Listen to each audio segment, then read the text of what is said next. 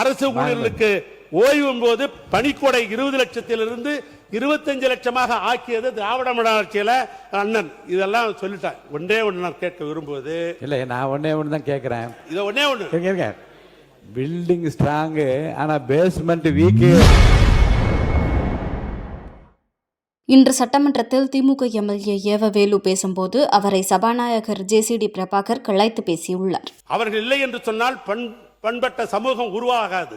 அதனால்தான் கழகம் ஆட்சி வந்த பொழுது என் தலைவர் கலைஞர் அவர்கள் இன்றைக்கு அவர்களுக்கு அரசு அலுவலர்களுக்கு எண்ணற்ற திட்டங்களை செஞ்சார். 72 அன்றுதான் அரசு அலுவலர்களுக்கு இந்த பழிவாங்கும் ரகசிய குறிப்பீடுன்னு ஒரு காலத்தில் இருந்தது. அதை ரத்து பண்ணவர் அண்ணன் கலைஞர். 15/1/72 அன்று அரசு அலுவலர்கள் பணிக்காலத்தில் இருந்தால் அவர்களுக்கு வாரிசு உரிமை என்ற அடிப்படையில் பணிகள் அவங்க இறந்தாங்கன்னாக்கா முதலாக இன்றைக்கு லட்சக்கணக்காக இருந்துச்சு. 10,000 ரூபாய் அந்த குடும்பத்துக்கு, இறந்த குடும்பத்திற்கு கொடுக்க வேண்டும் சொன்னவர் கலைஞர். பொங்கல் போனஸ் தந்தவர் கலைஞர்.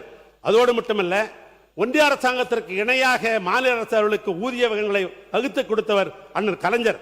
அரசு பணியாளர்களுக்கு 30 ஆண்டுகள் பணிபுரிந்தால் அவளுக்கு முழு ஊதியம் பெற வேண்டும் என்று சொன்னவர் கலைஞர்.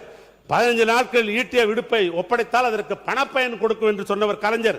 2008 அரசு பணியாளர்களுக்கு புதிய மருத்துவ காப்பீட்டத்தை கொண்டு வந்தவர் கலைஞர். அரசு ஊழியர்களுக்கு ஓய்வும் போது பணிக்கொடை 20 லட்சத்திலிருந்து 25 லட்சமாக ஆக்கியது திராவிட மாடல் ஆட்சியில அண்ணன். இதெல்லாம் சொல்லிட்டான். ஒன்றே ஒன்று நான் கேட்க விரும்புவது இல்ல, நான் ஒன்னே ஒன்று தான் கேட்கிறேன். இது ஒன்னே ஒன்று.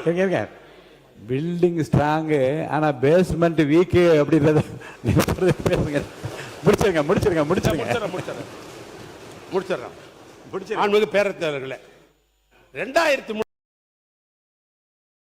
செய்திகளை உள்ளது உள்ளபடி தெரிந்து கொள்ள ரெஃப்ளெக்ட் நியூஸை சப்ஸ்கிரைப் பண்ணுங்க.